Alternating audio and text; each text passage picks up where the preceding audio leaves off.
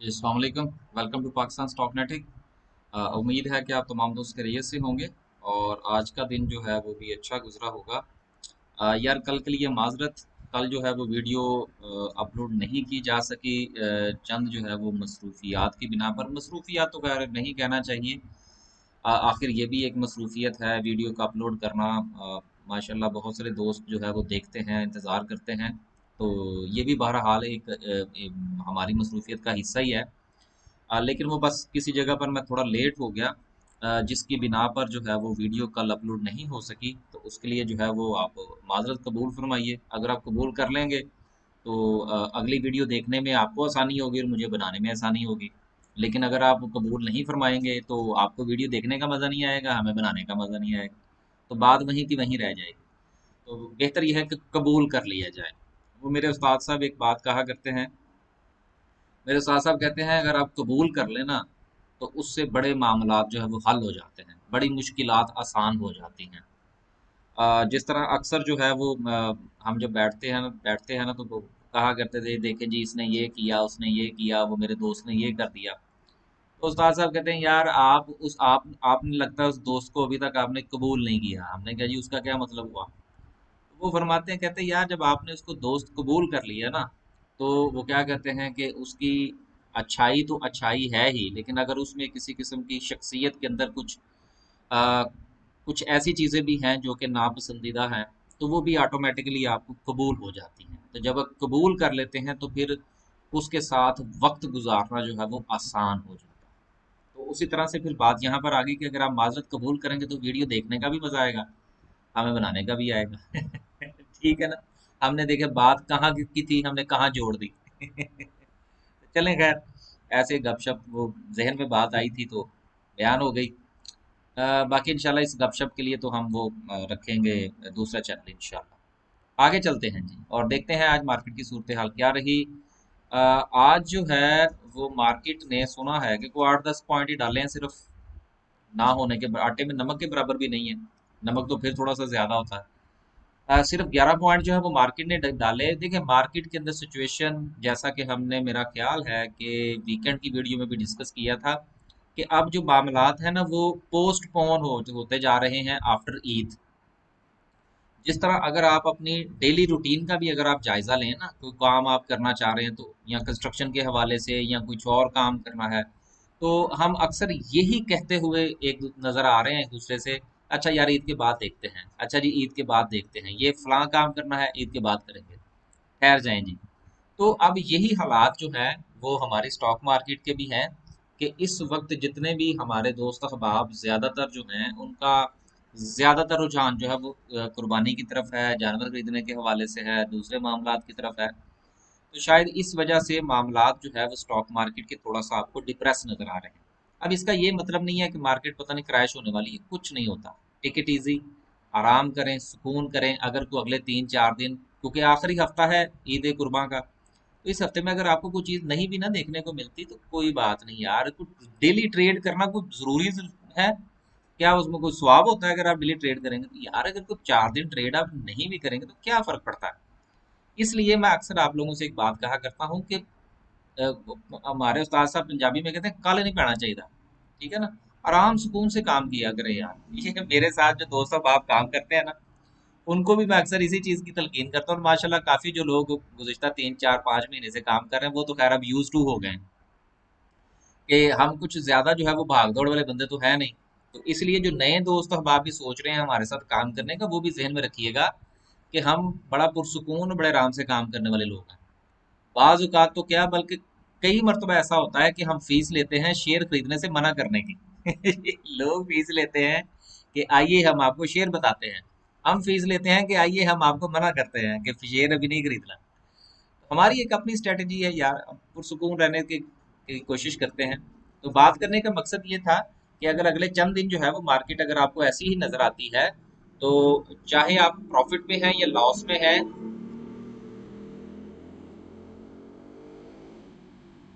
या कोई और सूरत हाल है, तो बिल्कुल घबराने की कोई ज़रूरत है नहीं है, पैनिक होने की कोई ज़रूरत नहीं है। आराम से काम करें, इंशाल्लाह इसी मार्केट में से खैर निकलेगी, इसी में से ही शर निकलेगा।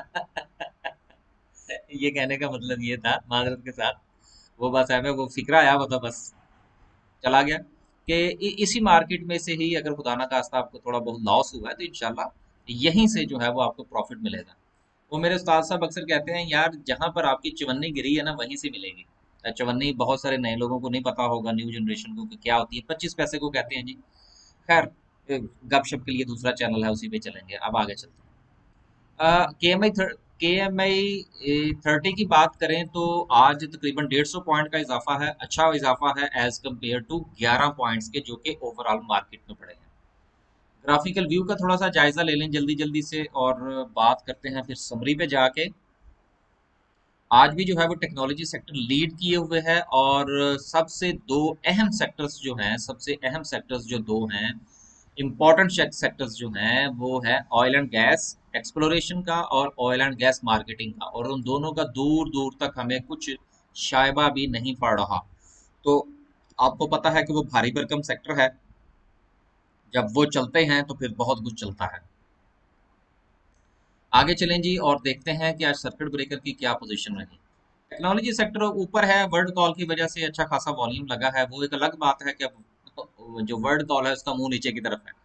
अब जिन लोगों ने इसको ऊपर बाय किया होगा, जरा आप हौसला फरमाइएगा। अब आप अपर कैप्स में आज भी माशाल्लाह जो है वो 9 कंपनीज हैं। इमेज पाकिस्तान के हवाले से ये है कि इन्होंने जो राइट इशू किया है, अच्छा इशू किया है, एट पार किया है, और उसका इम्पैक्ट भी अच्छा आएगा। जब ये राइट्स खुलेंगे तो वो भी अच्छी प्राइस पर खुलेगा। तो जिनके पास है वो, मेरा ख्याल है कि आप इन थोड़ा होल्ड रखिए। बेचने की ज़रूरत नहीं है। हाँ, एक काम आप ज़रूर कीजिएगा। जिस वक्त इन्होंने इसने एक्स राइट होना है ना, इसने इमेज पाकिस्तान में, अगर मुझे याद रहा तो मैं आपको बयान कर दूंगा, लेकिन अगर ना रहा तो माजरत। वो देख लीजिएगा कि हैंडसम प्राइस पर हो। अगर हैंडसम प्राइस पर हो तो बेच दीजिएगा। राइट्स हासिल करने की लालच में मत रहिएगा। ये मैं आपको दोबारा रिपीट करता चलूँ। ये अक्सर जो शेयर्स राइट इशू करते हैं ना, बस टाइम नहीं होता, कभी जहन में नहीं रहता, क्योंकि आपको पता है कि मैं ये रिकॉर्डेड तो करता नहीं हूँ, ना ही को पॉइंट्स लिखे होते हैं।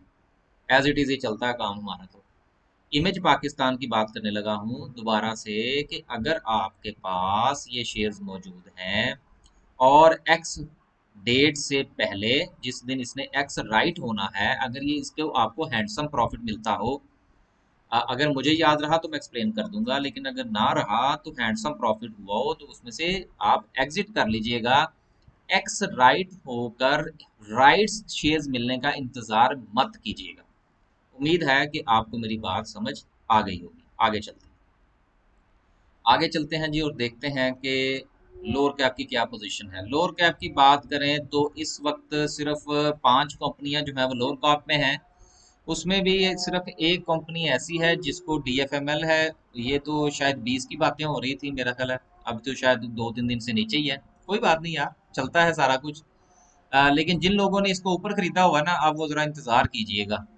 आ, इस आपको याद होगा कि बहुत सारे शेयर्स ऐसे हैं कि जिस वक्त वो अपनी एक रेंज में से निकल जाते हैं तो हम उसके ऊपर बात भी कर नहीं करते। उसकी रीजन ये होती है कि अगर हम उसको बात करेंगे, उसका नाम लेंगे, तो हो सकता है कि चंद दोस्त अहबाब ये समझें कि शायद हम इसके बारे में कोई राय कायम कर रहे हैं। इसलिए मैं उन शेयर्स को डिस्कस भी नहीं करता अपनी वीडियो के अंदर, कि कहीं जो है वो आप उसका कोई गलत मतलब लेकर उसमें बाइंग ना कर बैठें, जब वो अपनी एक बाइंग रेंज में से निकल जाए, ऊपर निकल जाए।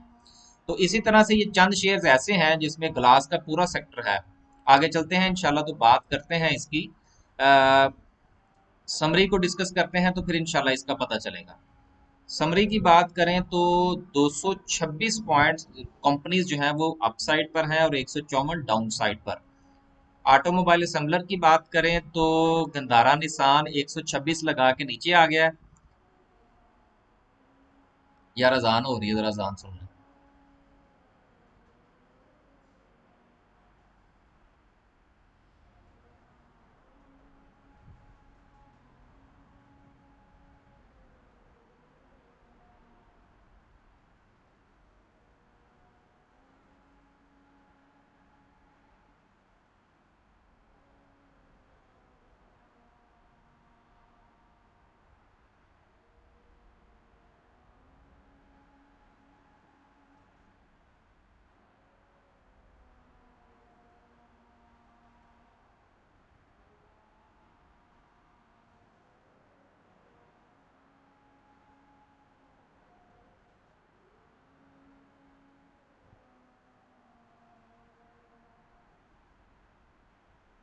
जी, वापस आते हैं जी। आपको पता है कि एडिटिंग वगैरह तो हम करते नहीं हैं, और दो तीन वीडियो को जोड़ के वीडियो बनती नहीं है यार सही तरीके से। तो अजान का वक्फा था, अजान आ गई तो मैंने कहा चले सुन लेते हैं। अच्छा यार, बात कर रहे थे हम ऑटोमोबाइल असेंबलर्स की। देखिए गंदारा निसान जो है ये 126 लगा के आया है।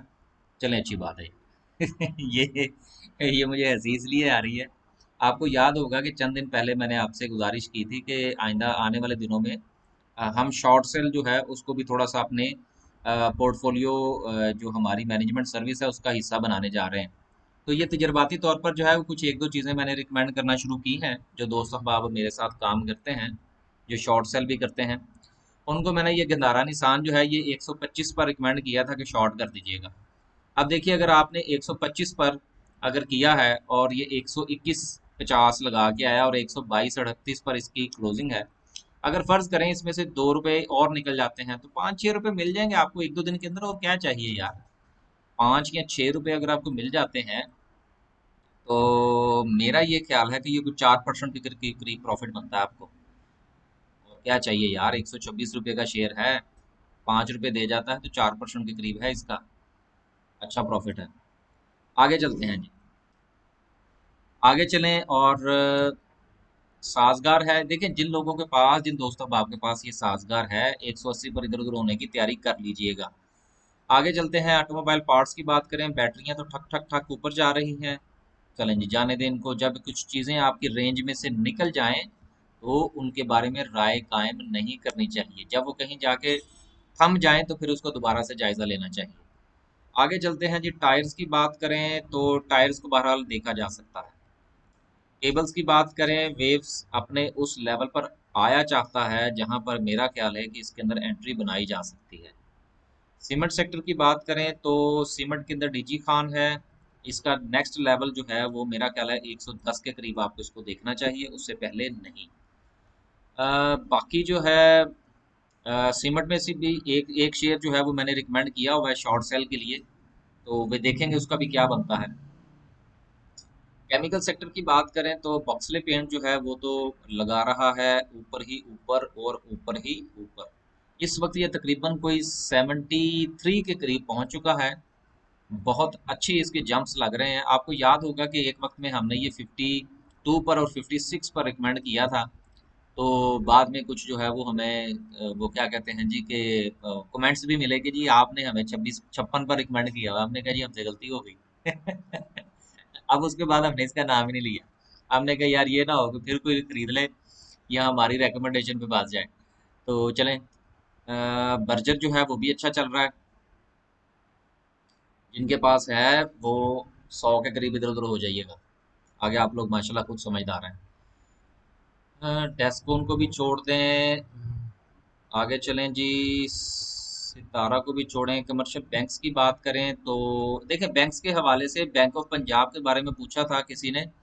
फूड पांडा के साथ इसका कोई मर्जर सर्जर या पता नहीं क्या कुछ हुआ है, उसका क्या इम्पैक्ट है? उसका कोई इम्पैक्ट नहीं होता यार। ये छोटी मोटी चीजें जो हैं इतनी इतनी बड़ी कंपनीज के अंदर अगर चलती रहें और उसका इम्पैक्ट भी आता रहे तो वैसा नहीं होता। इम्पैक्ट जो है वो किसी सॉलिड चीज का होता है। ये इस मुख्तलिफ किस्म की छोटी मोटी ट्रांजैक्शन से कोई फर्क नहीं पड़ता। इसलिए इस किस्म की बातों में ना आया करें कि न्यूज आ गई है जी वो फूड पांडा के साथ। फूड पांडा क्या है यार, एक डिलीवरी सर्विस है। अब ये इसका ये मतलब नहीं है कि मैं उसके खिलाफ को बात कर रहा हूँ। सिर्फ कहने का मतलब ये है कि वो डिलीवरी सर्विस है, ये एक फाइनेंशियल सेक्टर है, दोनों का आपस में कुछ ट्रांजैक्शंस का मामला है। इससे क्या फ़र्क पड़ेगा यार, कुछ नहीं फ़र्क पड़ता। हबीब बैंक कहाँ तक पहुँचा है वो देखना ज़रूरी है। हबीब बैंक जो है 128 129 पर, वेरी गुड। और यूबीएल जो है वो 124 पर। मेरा ख्याल है कि एचपीएल में से इधर उधर होने की तैयारी करनी चाहिए और यूबीएल का थोड़ा इंतज़ार कर लेना चाहिए। इंजीनियरिंग सेक्टर की बात करें तो दोस्त स्टील ने माशाल्लाह अब वापस आ गया है। हमने ये 5 रुपए पर रिकमेंड किया था और उसके बाद इसने 5.50 भी लगाया। अब पता नहीं किसी ने बेचा है या नहीं बेचा, उसको 5.50 पर बेच देना चाहिए था। अब दोबारा फिर से ये 5 से नीचे आए क्योंकि अब ये ऊपर का फेरा एक लगाया है। ठीक है, इसलिए आप इसको 5 पर मत खरीदिएगा। इससे नीचे जाके इसको देखेंगे कि ये क्या करता है। लेकिन शेयर की जो है ना वो कुछ मूवमेंट्स होती हैं, कुछ शेयर्स ऐसे होते हैं कि जब वो ऊपर का चक्कर लगा के आते हैं तो अपनी पहली सपोर्ट जो है वो उसको भी तोड़ देते हैं। अब ये चीज डिपेंड करती है कि वो शेयर कितना ऊपर गया था और जब वो वापिस आया, सॉरी दोबारा रिपीट करता चलो।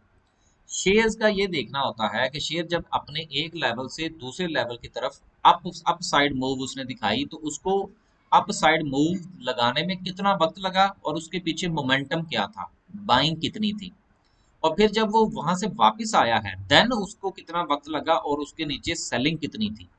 जब हम इन दोनों को आपस में का मुवाजना करते हैं तो फिर कहीं जाके ये चीज डिसाइड होती है कि क्या चांसेस हैं कि वापस आने वाला शेयर जो है वो अपने लोअर लेवल पर अपनी सपोर्ट को तोड़ देगा या कर नहीं।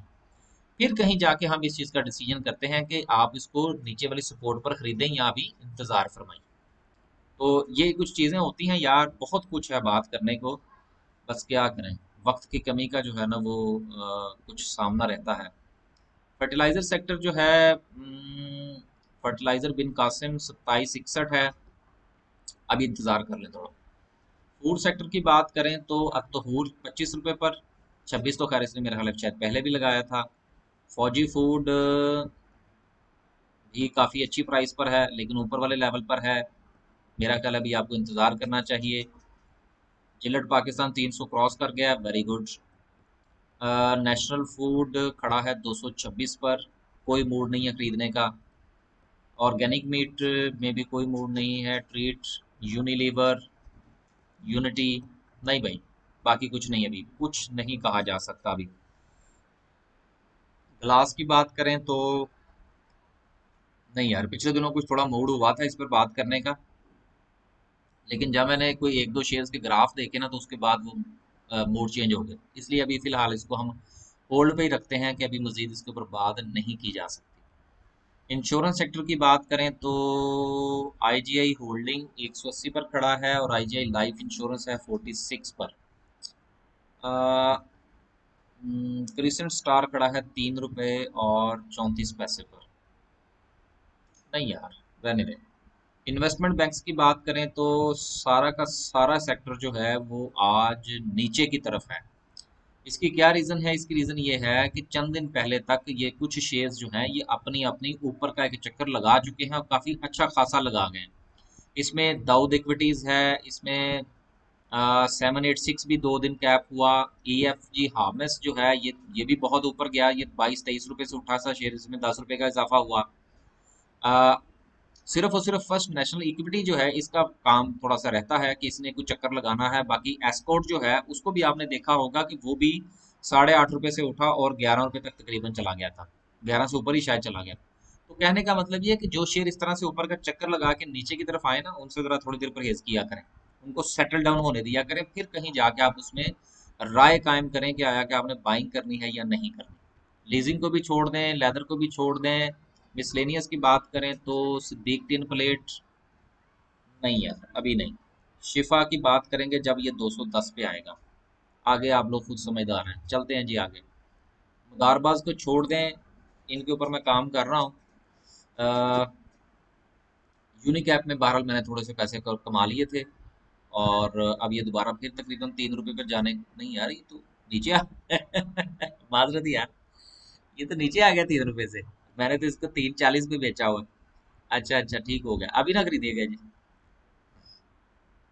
ऑयल एंड गैस एक्सप्लोरेशन की बात करें तो पाकिस्तान पेट्रोलियम में से 20 पैसे निकले हैं और ओजीडीसीएल में से 5 पैसे निकले हैं।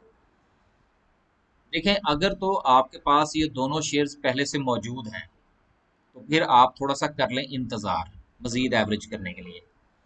लेकिन अगर जो है वो आप नई एंट्री करना चाहते हैं तो पीपीएल और ओजीडीसीएल में आप एंट्री फरमा सकते हैं। क्या याद, आगे चलते हैं। मार्केटिंग को भी छोड़ें, पेपर शेपर को भी छोड़ें, फार्मास्यूटिकल्स को भी रहने दें, पावर जनरेशन की बात करते हैं। हाफ पावर चला गया 80 रुपए पर, कैली 3 रुपए 90 पैसे पर, 388 इसने 383 भी इसने लगाया। बस इसमें से 10 पैसे और निकल जाए तो फिर इंशाल्लाह देखेंगे इसका क्या करना है, और निकल जाएंगे। निषाद पावर जो है ये काफी नीचे आ गया है, तकरीबन 1950 पे। तो इसका बाद में देखेंगे कि क्या करना है।